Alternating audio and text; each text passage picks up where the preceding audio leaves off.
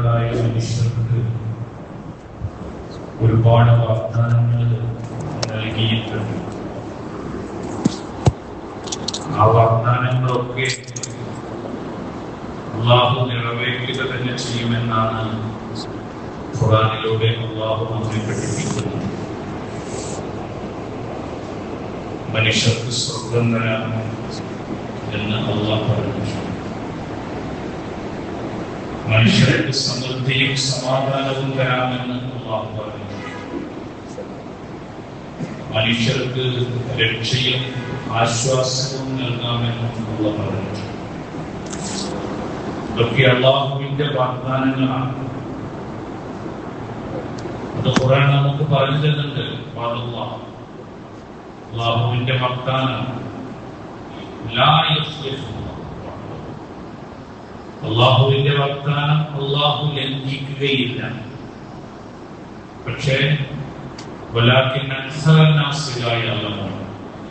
അധികം ആളുകളും അത് മനസ്സിലാക്കാതെ പോവുകയാണ്.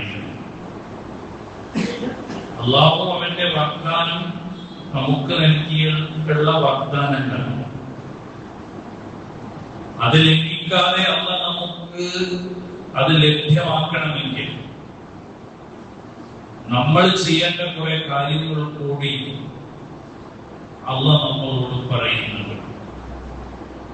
അതിൽപ്പെട്ട ഒന്നാണ്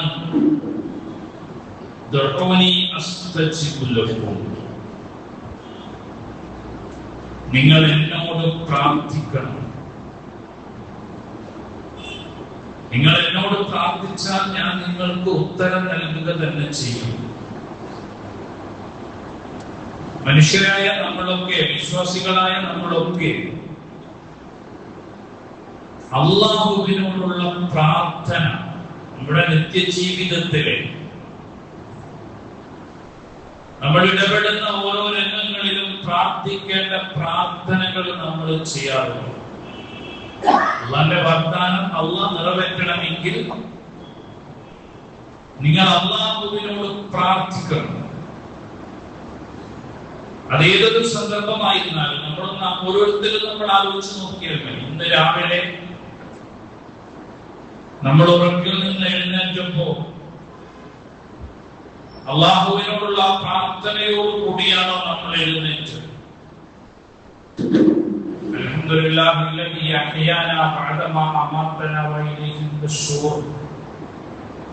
എന്നുള്ള ആ ഒരു പ്രാർത്ഥനയിൽ ഉരുവിട്ടിട്ടാണോ നമ്മൾ എഴുന്നേറ്റിട്ടുള്ളത്? ഇന്ന് പള്ളിയിലേക്ക് കടന്നു വരുമ്പോൾ എന്ന പ്രാർത്ഥനയുമായിട്ടാണ് നമ്മൾ പള്ളിയിലേക്ക് കയറിയിട്ടുള്ളത്. അങ്ങനെ നമ്മുടെയൊക്കെ നിത്യ ജീവിതത്തിലുള്ള പ്രാർത്ഥനകൾ, അങ്ങനെ ജീവിതവും നമ്മളുടെ അള്ളയുമായിട്ടുള്ള ഒരു ബന്ധം സ്ഥാപിക്കാൻ നമ്മുടെ ജീവിതത്തിൽ നമുക്ക് സാധ്യമായിട്ടുണ്ടോ എങ്കിൽ അള്ളാഹ് നമുക്ക് നൽകിയ വാഗ്ദാനം അള്ളാഹ് നിറവേറ്റും. നമ്മൾ നമ്മളുടെ ബാധ്യതകൾ നിറവേറ്റണം. ആ പ്രാർത്ഥന അള്ളാഹ്നോട് മാത്രമായിരിക്കണം, മറ്റുള്ള ആളുകളോട് പ്രാർത്ഥിക്കരുത്. ഇദാ സഅലക ഇബാദി ഫഇദാ സഅലക ഇബാദി അന്നി ഫഇന്നി ഖരീബ്. എന്റെ അടിമകൾ എന്നെ കുറിച്ച് ചോദിച്ചാൽ പ്രവാചകരെ പറഞ്ഞു കൊടുക്കണം, ഞാൻ അവരോട് എത്രയോ അടുത്തവനാണ്. അവരെന്നെ വിളിച്ച് പ്രാർത്ഥിച്ചാൽ ഞാൻ അവരുടെ പ്രാർത്ഥനയ്ക്ക് ഉത്തരം നൽകുക തന്നെ ചെയ്യും.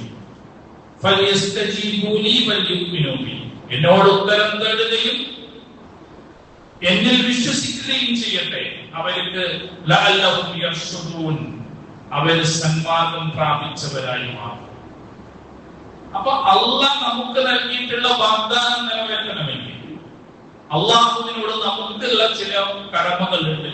ആ കടമകൾ കൂടി നിറവേറ്റുന്നതിൽ നമ്മൾ എവിടെ നിൽക്കുന്നു എന്ന് നമ്മൾ ഓരോരുത്തരും ചിന്തിക്കേണ്ടതുണ്ട്. രണ്ടാമതായി പറയുന്നു,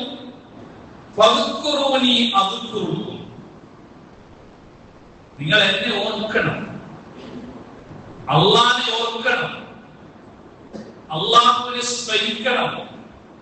അള്ളാഹുവിനെ കുറിച്ചുള്ള ഓർമ്മ നിങ്ങളിൽ ഉണ്ടാവണം. ആ ഓർമ്മ ഉണ്ടാവുകയാണ് അദ്കുർക്കും, അള്ളാഹ് നിങ്ങളെ ഓർക്കുക.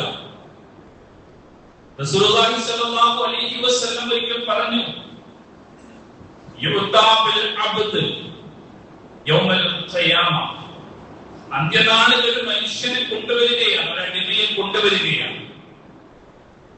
ഫയഖൂലു ലഹു, അവനോട് അല്ലാഹ് ചോദിക്കുന്നുണ്ട്, അലം അജലക സമഅ, നിനക്ക് കേൾക്കാനുള്ള ശക്തി ഞാൻ നൽകിയില്ലേ? വബസറ, കാണാനുള്ള കണ്ണ് നിനക്ക് ഞാൻ നൽകിയില്ലേ?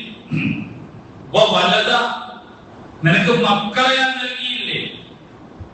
ഔ സഖർതു ലകൽ അൻആമ വൽ അർസ, നിനക്ക് മൃഗങ്ങളെയും കാർഷിക വിളകളും ഒക്കെ ഞാൻ നിനക്ക് നൽകിയില്ലേ? വതറക്തുക തറഅസു വതർബഉ, നിന്നെ ഞാൻ നേതാവാക്കിയില്ലേ? നിനക്ക് ഞാൻ ഈ കച്ചവടത്തിൽ ലാഭം ഉണ്ടാക്കി തന്നില്ലേ?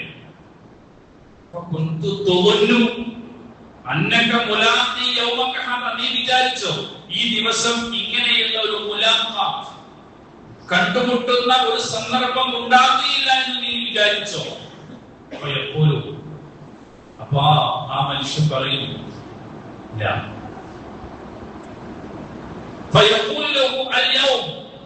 അപ്പൊ അവരോട് അല്ലാഹ് പറയുന്നൊരു വാക്കുണ്ട്, അൻസാക, ആ സമയത്ത് നീ എന്നെ മറന്നുപോയി. നിനക്കെല്ലാ സൗകര്യങ്ങളും നൽകിയപ്പോ, നിനക്കെല്ലാ കഴിവും നൽകിയപ്പോ നീ എന്നെ മറന്നുപോയി. അതുകൊണ്ട് ഇന്ന് അൻസാക കമാ നസീത, അന്ന് നീ എന്നെ മറന്നതുപോലെ ഇന്ന് ഞാനും നിന്നെ മറക്കുകയാണ്. ഇവിടെയാണ് നമ്മളൊക്കെ ജീവിതത്തിൽ അള്ളാഹിനെ കുറിച്ചുള്ള ഓർമ്മ. എന്തെല്ലാം സൗഭാഗ്യങ്ങളാണ് അല്ലാഹ് നമുക്ക് നൽകിയിട്ടുള്ളത്, എന്തെല്ലാം അനുഗ്രഹങ്ങളാണ് നൽകിയിട്ടുള്ളത്, അതെല്ലാം വിസ്മരിച്ചു. പറയുന്നുണ്ടല്ലോ, الذين يذكرون الله قياما وقعودا وعلى جنوبهم ويتفكرون ربنا ما خلقت هذا باطلا. വിശ്വാസികളെ കുറിച്ച് പറഞ്ഞെടുത്താണ്, അള്ളാന്റെ ഏറ്റവും നല്ല അടിമകളെ കുറിച്ച് പറഞ്ഞെടുത്താണ് പറഞ്ഞത്. അവരെ നിൽക്കുമ്പോ ഇരുന്നും കിടന്നൊക്കെ ഇങ്ങനെ അള്ളാഹിനെ കുറിച്ച് അവർക്ക് ഓർമ്മ ഉണ്ടാവും. എന്നിട്ട് അവർ പറയും, റബ്ബന, പടച്ചോനെ, ഇതൊന്നും നീ വെറുതെ അങ്ങ് സൃഷ്ടിച്ചു വിട്ടതല്ല. ഈ പ്രപഞ്ചത്തിലുള്ള ഓരോ സംവിധാനങ്ങളും നീ വെറുതെ അങ്ങ് സൃഷ്ടിച്ചു വിട്ടതല്ല. നീ സുബ്ഹാനക, നീ എത്രയോ പരിശുദ്ധനാണ് കേട്ടോ. നമ്മൾ ആലോചിക്കാറുള്ള പ്രപഞ്ചത്തിലുള്ള ഓരോ സംവിധാനങ്ങളും നല്ല മഴ ലഭിക്കേണ്ട സന്ദർഭങ്ങളാണ്. ഇപ്പോ പറയുന്നു ജൂലൈ മാസത്തിൽ 40% മഴയുടെ കുറവാണ്. അതിഭീകരമായ സൂപ്പർ എൽനിനോ എന്ന പ്രതിഭാസമാണ് ഇപ്പൊ സംഭവിച്ചുകൊണ്ടിരിക്കുന്നത്. എൽനിനോ സംഭവിക്കുമ്പോ ചില ഭാഗത്ത് വരൾച്ച ഉണ്ടാകും, ചില ഭാഗത്ത് അമിതമായ വെള്ളപ്പൊക്കം ഉണ്ടാകും. നമ്മുടെ കേരളത്തിൽ 40% മഴയുടെ കുറവാണ് ജൂലൈയിൽ മാത്രം. അതുകൊണ്ടുണ്ടാകുന്ന പ്രശ്നങ്ങൾ നമുക്കറിയാം. കുടിക്കാൻ വെള്ളം ഉണ്ടാവില്ല, കൃഷി ഇറക്കാൻ കഴിയില്ല, ഭക്ഷ്യക്ഷാമം ഉണ്ടാവും. ഖുർആൻ ചോദിക്കുന്ന ഒരു ചോദ്യമുണ്ട്, പ്രവാചകരെ നിങ്ങൾ പറഞ്ഞു കൊടുക്കണം, അറഅയ്തും, നിങ്ങൾ കാണുന്നില്ലേ, നിങ്ങൾ ഈ കുടിക്കുന്ന വെള്ളം ഉണ്ടല്ലോ അതങ്ങ് വറ്റിപ്പോയെന്നത് നിങ്ങൾ കാണുന്നില്ലേ? ഇങ്ങനെ ഒഴുകി വരുന്ന വെള്ളം ഉണ്ടല്ലോ, നിങ്ങൾ നിങ്ങളുടെ വീടുകളിൽ നിന്ന് ടാപ്പ് തുറക്കുമ്പോ നിങ്ങളുടെ കൈകളിലേക്ക് ഒഴുകിയെത്തുന്ന വെള്ളം ഉണ്ടല്ലോ, നിങ്ങൾ പള്ളിയിലെത്തി ഒതെടുക്കാൻ വേണ്ടി ടാപ്പ് തുറക്കുമ്പോ നിങ്ങളുടെ കൈകളിലേക്ക് ഒഴുകിയെത്തുന്ന മാവും മഴയും ഒഴുകുന്ന വെള്ളം ഉണ്ടല്ലോ, എത്തിക്കും. ആരാണത് കൊണ്ടുവരിക? ആരാണത് നിങ്ങൾക്ക് എത്തിച്ചു തരിക? അപ്പൊ എന്തെല്ലാം ഈ പ്രപഞ്ചത്തിലുള്ള ഒരുപാട് പ്രതിഭാസങ്ങൾ, ഒരുപാട് സൗകര്യങ്ങൾ ഇവിടെയാണ്. നിങ്ങൾ എന്നെ ഓർക്കണം. അള്ളാഹ് ഓർക്കുന്നുണ്ടോ ഈ അനുഗ്രഹങ്ങൾ കിട്ടുമ്പോ? അത് ഓർക്കുമ്പോഴാണ് അള്ളാഹ് നമുക്ക് നൽകിയ വാഗ്ദാനം. അപ്പോഴാണ് നമുക്ക് അള്ളാഹ് സമാധാനം ഇട്ട് തരിക, അപ്പോഴാണ് അള്ളാഹ് നമുക്ക് സ്വർഗം തരിക, അപ്പോഴാണ് അള്ളാഹ് നമുക്ക് രക്ഷ നൽകുക. അല്ലാതെ അള്ളാഹ് നമ്മളെ സൃഷ്ടിച്ചിങ്ങോട്ട് വിട്ടിട്ട് നിങ്ങൾക്കൊക്കെ രക്ഷ തരാം, സമാധാനം നൽകാം എന്നല്ല പറയുന്നത്. അള്ളാഹുവിനോടുള്ള കുറെ ബാധ്യതകളുണ്ട്. മൂന്നാമതായി പറഞ്ഞു, ലഇൻ ശക്കർതും ലഅസീദന്നകും. നിങ്ങൾ നന്ദി കാണിക്കുകയാണെങ്കിൽ നിങ്ങൾക്ക് ഞാൻ അധികരിപ്പിച്ചു തരും. നന്ദി കാണിക്കണം അള്ളാഹുവിനോട്. എങ്ങനെ നന്ദി കാണിക്കുക? നമ്മൾ റോഡിലൂടെ നടന്നു പോകുമ്പോ നമ്മുടെ കയ്യിൽ നിന്ന് സാധനം വീണുപോയി, അപ്പൊ അത് മറ്റൊരാൾ എടുത്തു തന്നു, അപ്പൊ നമ്മളാരോട് താങ്ക്സ് എന്ന് പറയും. നമ്മൾ ബസ് കയറി നമുക്ക് അവസരമായി നമ്മളിങ്ങനെ നിൽക്കുമ്പോ തൊട്ടടുത്തിരിക്കുന്ന ഒരാള് നമുക്ക് എഴുന്നേറ്റതിന്റെ അവിടെ നമ്മളെ ഇരിക്കാൻ പറഞ്ഞു, അപ്പൊ അയാളോട് നമ്മള് താങ്ക്സ് പറയും. ഇതുപോലെ അള്ളാഹുവോട് പടച്ചോനെ നീ എന്നെ സൃഷ്ടിച്ചിട്ടുണ്ട്, നീ എനിക്ക് എല്ലാ സൗകര്യം തന്നിട്ടുണ്ട്, അതുകൊണ്ട് നിനക്ക് താങ്ക്സ്, നിനക്ക് ശുക്ർ എന്ന് പറയലാണോ അള്ളാഹുവിനോടുള്ള നന്ദി? അല്ല. അങ്ങനെ ഒരു താങ്ക്സ് എന്ന് പറയുന്ന, നന്ദി എന്ന് പറയുന്നത് വാക്കിൽ ഒതുക്കേണ്ടതല്ല. സൃഷ്ടാവും മനുഷ്യരും തമ്മിലുള്ള നന്ദി എന്ന് പറയുന്നത് അള്ളാഹ് നമുക്ക് നൽകിയിട്ടുള്ള ആരോഗ്യം, അള്ളാഹ് നമുക്ക് നൽകിയിട്ടുള്ള ആയുസ്, അള്ളാഹ് നമുക്ക് നൽകിയിട്ടുള്ള സമ്പത്ത്, ഈ സമ്പത്തും ഈ ആരോഗ്യവും ഈ ആയുസ്സും അള്ളാഹു എനിക്ക് നൽകിയിട്ടുള്ള വല്ലാത്ത ഒരു അനുഗ്രഹമാണ് എന്ന് മനസ്സിലാക്കി ആ അനുഗ്രഹം അള്ളാഹുവിന്റെ മാർഗത്തിൽ ചെലവഴിക്കുമ്പോഴാണ് അള്ളാഹുവിനുള്ള നന്ദിയായി മാറുക. അങ്ങനെ ചെലവഴിക്കാൻ നമ്മളുടെ ജീവിതത്തെ, നമ്മളുടെ ആരോഗ്യത്തെയും നമ്മളുടെ ആയുസ്സിനെയും നമ്മളുടെ സമ്പത്തിനെയും നമ്മൾ ഉപയോഗപ്പെടുത്തിയിട്ടുണ്ടോ എങ്കിൽ അള്ളാഹ് നമ്മളോട് പറഞ്ഞ വാഗ്ദാനമല്ലോ അത് അള്ളാഹ് നിറവേറ്റും, അത് അള്ളാഹ് നിറവേറ്റും. നമ്മുടെ ജീവിതത്തിൽ അള്ളാന്റെ ഭവനങ്ങൾ സംരക്ഷിക്കുന്നിടത്ത് നമുക്ക് എത്രമാത്രം മുന്നോട്ട് പോകാൻ സാധിച്ചു. റസൂലുള്ളാഹ് ഒരിക്കൽ പറഞ്ഞു, അള്ളാഹുവിന്റെ മാർഗത്തിൽ നമുക്ക് ചെലവഴിക്കാനുള്ള ഏറ്റവും നല്ല ഒന്നാണ് അള്ളാഹുവിന്റെ വന്നൽ മസാജിദല്ലില്ല, പള്ളികൾ അള്ളാഹ്ക്ക് വേണ്ടിയുള്ളതാണ്, അള്ളാഹുവിനെ സ്മരിക്കാനുള്ളതാണ് എന്നൊക്കെ ഖുർആൻ നമ്മെ ബോധ്യപ്പെടുത്തി. അള്ളാഹുവിന്റെ റസൂൽ ഒരിക്കൽ പറഞ്ഞു,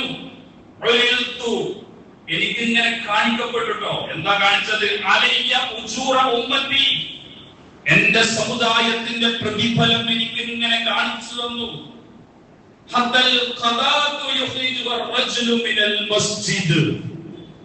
അതിലൊരു മനുഷ്യൻ, ഒരല്ലാഹുവിന്റെ അടിമ പള്ളിയിൽ നിന്ന് ഒരു പൊടിപടലമെടുത്ത് പുറത്തേക്ക് ഇടുന്നതിന്റെ പ്രതിഫലം എനിക്ക് അല്ലാഹ് കാണിച്ചു തന്നു എന്ന്. എന്താണ് പറഞ്ഞത്? ഒരു പള്ളി കൊണ്ട് നടക്കുക എന്ന് പറയുന്നത്, ഒരു പള്ളി സംരക്ഷിക്കുക എന്ന് പറയുന്നത്, തനിക്ക് കിട്ടിയ പണവും തനിക്ക് കിട്ടിയ ആരോഗ്യവും തനിക്ക് കിട്ടിയ ആയുസ്സും ഒക്കെ ഒരു പള്ളിയുടെ നിർമ്മാണത്തിനും ഒരു പള്ളി പരിചരിക്കുന്നതിനും ചെലവഴിക്കുക എന്ന് പറയുന്നത് അള്ളാഹനെ ഓർക്കുന്നതിന്റെ ഏറ്റവും വലിയൊരു ഉദാഹരണമാണ്. അള്ളാന്റെ റസൂൽ പള്ളിയിൽ വന്നപ്പോ പള്ളി അടിച്ചു വാരിയുന്ന ഒരു സ്ത്രീ ഉണ്ടായിരുന്നു. ആർക്കും അറിയില്ല ആ സ്ത്രീയെ കുറിച്ച്, അത്ര പ്രശസ്തിയൊന്നുമല്ല. അള്ളാന്റെ റസൂൽ ചോദിച്ചു, എവിടെ പോയി അവള്? പറഞ്ഞു, റസൂലെ അവര് മരിച്ചുപോയി. റസൂലുള്ളാഹി വല്ലാതെ ദുഃഖിച്ചു. റസൂലുള്ളാഹി ആ സ്ത്രീയുടെ ഖബറിന്റെ അടുത്ത് പോയി, എന്നിട്ട് അവൾക്ക് വേണ്ടി മയ്യത്ത് നമസ്കരിച്ചു. നമ്മൾ ആലോചിക്കണം, പള്ളി പരിപാലനം, അള്ളാഹ്ക്ക് വേണ്ടി നിർമ്മിക്കപ്പെട്ട പള്ളി. നമ്മൾ ആലോചിച്ച് നോക്കൂ, നമ്മുടെ വീടുണ്ടാക്കാൻ നമ്മുടെ അടുത്ത് പൈസ ഉണ്ട്. കുറച്ചു കാലം കഴിയുമ്പോൾ വീടിന്റെ അടുക്കള മാറ്റണം, അതിൽ ഓപ്പൺ കിച്ചൺ ആക്കണം, അതിന് നമ്മുടെ അടുത്ത് പൈസ ഉണ്ട്. നമ്മളുടെ വീടിന്റെ ആ റൂം കാലത്തിനനുസരിച്ച് മാറ്റം വരുത്തണം, നമ്മുടെ അടുത്ത് പൈസ ഉണ്ട്. എന്നാ പള്ളിയിൽ കാർപ്പറ്റ് ഇടണം, പള്ളിയിൽ ചില കേടുപാടുകൾ വന്നിട്ടുണ്ട്, പള്ളിന്റെ ഡോറ് മാറ്റണം, പള്ളിയിൽ ഫാനിന്റെ സൗകര്യം വേണം. ഇത് പറയുമ്പോ വീടുണ്ടാക്കിയവനും ഓരോ വർഷവും വീട് പുതുക്കി പണിയുന്നവനും അപ്പൊ പറയും ടൈറ്റാണ്, പൈസ അല്ല. ഇവിടെയാണ് അള്ളാഹ് നമ്മളോട് ചോദിക്കുന്നത്, നിങ്ങൾക്ക് എന്നെ കുറിച്ച് ഓർമ്മല്ല, പിന്നെ എങ്ങനെയാണ് നിങ്ങളെ കുറിച്ച് ഞാൻ ഓർക്കില്ല, പിന്നെ എങ്ങനെയാണ് നിങ്ങൾക്ക് സമാധാനം കഴിക്കില്ല, പിന്നെ എങ്ങനെയാണ് എന്റെ വാഗ്ദാനം ഞാൻ പാലിക്കുക? നമ്മൾ പള്ളി എന്ന് പറയുന്നത് വളരെ പ്രധാനപ്പെട്ട ഒരു സംഗതിയാണ്. ഒരു മുസ്ലിം സമൂഹത്തിന്റെ സാംസ്കാരിക കേന്ദ്രമാണ്. ആ കേന്ദ്രം ഏറ്റവും കൂടുതൽ വൃത്തിയുള്ളതാവണം, ജനങ്ങൾക്ക് ഏറ്റവും കൂടുതൽ സൗകര്യപ്രദമാവണം. അത് കാരണം പള്ളിയിൽ വരുന്ന 100 ആളുണ്ടെങ്കിൽ 100 ആൾക്കും 100 പ്രശ്നമാണ്. എല്ലാവർക്കും ഒരുപാട് പ്രയാസങ്ങളുണ്ട്, മാനസികമായ ഒരുപാട് സമ്മർദ്ദങ്ങളുമായിട്ടാണ് ഇന്ന് ആളുകളിൽ ഭൂരിഭാഗം ആളുകളും ജീവിക്കുന്നത്. പണ്ടത്തെക്കാളേറെ ചെറിയ ചെറിയ പ്രശ്നങ്ങളാണെങ്കിലും മാനസികമായി എല്ലാവരും പ്രശ്നമാണ്. അവനൊരു ആശ്വാസം കിട്ടാന് പള്ളിയിൽ വരുമ്പോ പ്രാർത്ഥിക്കുമ്പോ അവൻ ആ പള്ളിയിൽ ഒരു ആശ്വാസം കിട്ടും. അങ്ങനെ വരുന്ന ആളുകൾക്ക് പള്ളിയിൽ ആവശ്യമായ സൗകര്യങ്ങൾ ഒരുക്കി കൊടുക്കേണ്ടത് ഓരോ വ്യക്തിയുടെയും ബാധ്യതയാണ്. അവിടെ വൃത്തി ഉണ്ടാവണം. ഒരു പൊടിപടലം പള്ളിയിൽ നിന്ന് എടുത്തു മാറ്റിയത്, അതിന്റെ പ്രതിഫലം അള്ളാഹ് എനിക്ക് കാണിച്ചു തന്നു റസൂൽ പറഞ്ഞത്. ആ പൊടിപടലം എടുത്തു നിൽക്കുന്നതിന് പുണ്യം മാത്രം പഠിപ്പിക്കുകയല്ല, കാരണം അത്രയും വൃത്തിയുള്ളതാവണം പള്ളി, അത്രയും പരിശുദ്ധമായിരിക്കണം പള്ളി. പള്ളിയിൽ ഒരു മനുഷ്യനെത്തിയാൽ അവന് മനസ്സമാധാനത്തോടുകൂടി അവിടെ ഇരിക്കാൻ കഴിയണം. നമ്മളിവിടെ ചേരിട്ടില്ലേ? എന്തിനാ ചേരിട്ടത്? നിലത്തിരിക്കാൻ കഴിയാത്ത ആളുകൾക്ക് ചേറിൽ ഇരിക്കാൻ കഴിയണം. പള്ളി ഓരോരുത്തർക്കും ആവശ്യമുള്ള സൗകര്യങ്ങൾ ചെയ്തു കൊടുക്കണം. ഇതൊക്കെ ഓരോ മനുഷ്യരുടെയും ആവശ്യങ്ങൾ പള്ളിയിൽ വന്നുകൊണ്ട് അവരെ സമാധാനത്തോടുകൂടി പ്രാർത്ഥിക്കാനുള്ള സൗകര്യങ്ങൾ ഉണ്ടാകണം. പള്ളി അണുവിമുക്തമായിരിക്കണം. ഒരാൾ പറഞ്ഞിട്ടുണ്ട്, ഞാനുള്ളതിൽ വെച്ച് ഏറ്റവും മോശമുള്ള വസ്ത്രം ഇട്ടിട്ടാണ് പള്ളിയിൽ പോവാറ്. എന്താന്ന് ചോദിച്ചപ്പോ അയാൾ പറഞ്ഞു, ഞാൻ പള്ളിയിൽ പോയിരുന്നാൽ എല്ലാ പൊടികളും എന്റെ തുണിയിലാവും, എല്ലാ പൊടിപടലങ്ങളും എന്റെ പർദ്ദയിലാണ്. അതുകൊണ്ട് ഏറ്റവും മോശമുള്ള പർദ്ദയും ഏറ്റവും മോശമുള്ള കുപ്പായവും ഷർട്ടിട്ടാണ് പള്ളിയിൽ പോവുക. കണ്ട പള്ളി തുടയ്ക്കാറില്ല, വൃത്തിയാക്കാറില്ല എന്ന് ഒരാൾ പണ്ട് പറഞ്ഞിട്ടുണ്ട്. ഇതുപോലെ നമ്മൾ ശ്രദ്ധിക്കേണ്ട ഒരു സംഗതി ഇതാണ്. വൈക്കം മുഹമ്മദ് ബഷീറിനെ ആചരിക്കുന്ന ഒരു സമയമാണത്. സ്കൂളിലൊക്കെ കുട്ടികള് ഒരാടും പാത്തുമ്മയിട്ട് നടക്കാൻ തുടങ്ങും. ആ വൈക്കം മുഹമ്മദ് ബഷീറിനോട് ഒരിക്കൽ ചോദിച്ചിട്ടുണ്ട്, എവിടെയാണ് മുസ്ലിം പള്ളി എന്ന്. വൈക്കം മുഹമ്മദ് ബഷീർ പറഞ്ഞു, നിങ്ങൾ ഇങ്ങനെ നടന്നു പോകുമ്പോ മൂത്രം മണക്കുന്ന ഒരു സ്ഥലമെത്തും, അതാണ് മുസ്ലിം പള്ളി. അപ്പോ പള്ളി എന്ന് പറയുന്നത് അണുവിമുക്തമായിരിക്കണം. പള്ളി എന്ന് പറയുന്നത് ഏറ്റവും വൃത്തിയുള്ള സ്ഥലമായിരിക്കണം.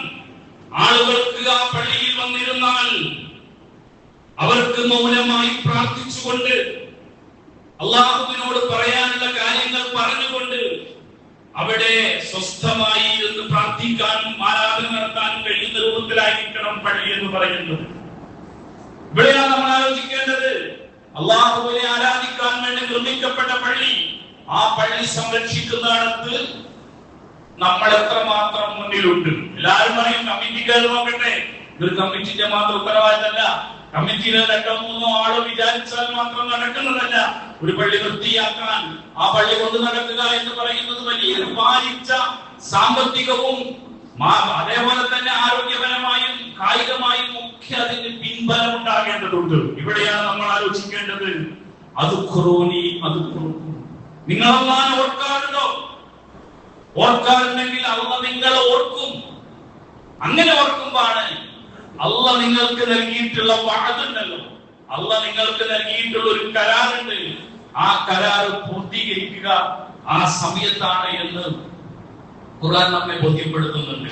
അതുകൊണ്ട് അല്ലാഹു നമുക്ക് ഒരുപാട് വാഗ്ദാനങ്ങൾ നൽകി. നിങ്ങൾക്ക് സമാധാനം ഉണ്ടാവും, നിങ്ങൾക്ക് രക്ഷ ഉണ്ടാവും, നിങ്ങൾക്ക് സ്വർഗമുണ്ട്, നിങ്ങൾക്ക് എല്ലാ വാഗ്ദാനങ്ങളും അല്ലാഹു നൽകി. ആ വാഗ്ദാനങ്ങളൊക്കെ നമുക്ക് കിട്ടണമെങ്കിൽ ഈ പറഞ്ഞ അള്ളാഹുവിനോട് അങ്ങോട്ട് കൊടുക്കേണ്ട കുറെ സംഗതികൾ നമ്മൾ കൊടുക്കേണ്ടത്. നമ്മൾ വെറും ഭൗതികമായ കാര്യങ്ങളിൽ മാത്രം ഒഴുകി അവനും അവന്റെ ജീവിതവും അവന്റെ കുടുംബവും അതിങ്ങനെ മാത്രം, അത് വേണ്ടെന്നല്ല, അത് മാത്രം ഇങ്ങനെ നോക്കി ജീവിക്കുമ്പോ നമുക്ക് സമാധാനങ്ങൾ ഉണ്ടാവും, നമുക്ക് അസ്വസ്ഥരാവും, പ്രയാസം ഉണ്ടാവും. അതോടൊപ്പം തന്നെ അള്ളാഹുവിനെ കുറിച്ച് കൂടി ഓർക്കാൻ, അവനെ ശുക്ർ ചെയ്യാൻ, അവനോട് മാത്രം പ്രാർത്ഥിക്കാൻ കഴിയുന്ന രൂപത്തിലേക്ക് നമ്മുടെ ജീവിതത്തെ നമ്മൾ ക്രമീകരിക്കുക. ആ സമയത്ത് അള്ളാഹ് നമ്മളോടൊപ്പം ഉണ്ടാകും. അള്ളാഹു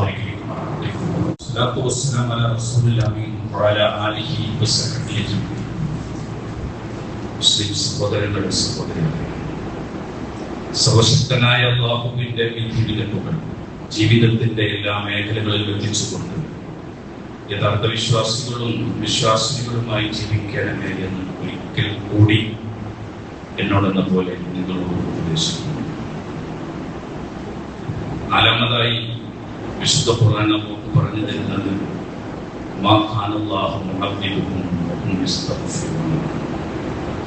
വിശ്വാസിയുടെ ജീവിതത്തിൽ നിറഞ്ഞു നിൽക്കേണ്ട ഒരു സംഗതിയായിട്ട് ഖുർആൻ പറഞ്ഞു തരുന്നത് അവര് പാപമോചനം തേടിക്കൊണ്ടിരിക്കുകയാണ്. അങ്ങനെ പാപമോചനം തേടിക്കൊണ്ടിരിക്കുന്നവരെ അല്ലാഹ് ഒരിക്കലും ശിക്ഷിക്കുകയോ പ്രയാസപ്പെടുത്തുകയോ ചെയ്യുകയില്ല. പാപമോചനം എന്ന് പറയുന്നത് എപ്പോഴും അല്ലാഹുവിനോട് ഇസ്തിഗ്ഫാറിന്റെ തേടുക എന്നതാണ്. എല്ലാവരും പാപം ചെയ്യുന്നവരാണ് എന്ന അർത്ഥത്തിലല്ല ഖുർആൻ അത് നമുക്ക് പറഞ്ഞു തരുന്നത്. മനുഷ്യ ജീവിതത്തിൽ വന്നു പോകുന്ന പോരായ്മകളെ കുറിച്ച് നമ്മുടെ മനസ്സിനെ തന്നെ ബോധ്യപ്പെടുത്തുന്ന ഒന്നാണ് അസ്തഗ്ഫിറുല്ലാഹ്. റസൂലുള്ളാഹി സ്വല്ലല്ലാഹു അലൈഹി വസല്ലമ ആ പ്രവാചകന്റെ ജീവിതത്തിൽ ഒരുപാട് തവണ ഇസ്തിഗ്ഫാറിനെ തേടിയിരുന്നു എന്ന് ഹദീസുകളിൽ നമുക്ക് കാണാൻ സാധിക്കും. അങ്ങനെ പാപമോചനം തേടുമ്പോഴുണ്ടാകുന്നത് ആ ആത്മാർത്ഥമായി ഒരാൾ പാപമോചനം തേടുമ്പോൾ അവന്റെ മനസ്സിൽ ഒരു മനസ്സാന്തരം ഉണ്ടാവുകയും ഈ മനസ്സാന്തരമാണ് അസ്തഗ്ഫിറുല്ലാഹ് എന്നതുകൊണ്ട് ഉദ്ദേശിക്കുന്നത്. അതുകൊണ്ട് തന്നെ പാപങ്ങളിൽ നിന്നും തെറ്റുകളിൽ നിന്നൊക്കെ മനുഷ്യന്റെ മാറി നിൽക്കാൻ സാധിക്കും. അപ്പൊ നാലാമതായിട്ട് പറഞ്ഞത് ഈ ഒരു പാപമോചനം തേടുക എന്നതാണ്. അപ്പൊ അല്ലാഹ് അവന്റെ വാഗ്ദാനം പാലിക്കാൻ 4 കാര്യങ്ങൾ നമ്മൾ ശ്രദ്ധിക്കണം. 1, അല്ലാഹുവിനോട് മാത്രം പ്രാർത്ഥിക്കുക. 2, അല്ലാഹുവിനെ ഓർക്കുക. 3, അല്ലാഹുവിനെ ശുക്ർ ചെയ്യുക. 4, ഇസ്തിഗ്ഫാർ നടത്തുക. ഈ 4 ഒരു വിശ്വാസിയുടെ ജീവിതത്തിൽ ഇങ്ങനെ നിറഞ്ഞു നിന്നാൽ, അത് അതിൻ്റെതായ അർത്ഥത്തിൽ നിറഞ്ഞു നിന്നാൽ അല്ലാഹ് പറഞ്ഞ വാഗ്ദാനം അത് നമുക്ക് കിട്ടും. ആ രൂപത്തിലുള്ള വിശ്വാസികളായി മാറാൻ നമ്മൾ സദാ ശ്രമിക്കുക. അല്ലാഹു അനുഗ്രഹിക്കുക. അസുഖം ബാധിച്ച ഒരുപാട് ആളുകൾ പ്രാർത്ഥിക്കാൻ വേണ്ടി അല്ലാഹുവേ അവരുടെ അസുഖം നിയന്ത്രിക്കും, പെട്ടെന്ന് ശിഫ നൽകി അനുഗ്രഹം ചെയ്യാൻ അതാണ്. اللهم اشفي انت الشافي لا شفاء الا شفاءك شفاء لا يغادر سقما. രോഗം കൊണ്ടും മറ്റു പ്രയാസങ്ങൾ കൊണ്ടും ബുദ്ധിമുട്ടുന്ന ഒരുപാട് ആളുകളുണ്ട്. അവരുടെ എല്ലാ പ്രയാസങ്ങളും നീക്കി അവർക്ക് നീ സൗഖ്യം നൽകി അനുഗ്രഹിക്കാൻ. ഞങ്ങളെയും ഞങ്ങളുടെ മാതാപിതാക്കളെയും നീ സ്വർഗത്തിൽ ഒരുമിച്ച് കൂടി അനുഗ്രഹിക്കാൻ. اللهم اغفر للمؤمنين والمؤمنات والمسلمين والمسلمات والأحياء منهم والأموات إنك مجيب الدعوات يا قاضي الحاجات. اللهم أعز الإسلام والمسلمين. اللهم لا تجعلنا مع القوم الظالمين. اللهم لا تجعلنا فتنة للقوم الظالمين. اللهم أجرنا من النار. اللهم أجرنا من النار. اللهم أجرنا من النار. ربنا آتنا في الدنيا حسنة وفي الآخرة حسنة وقنا عذاب النار. آمين.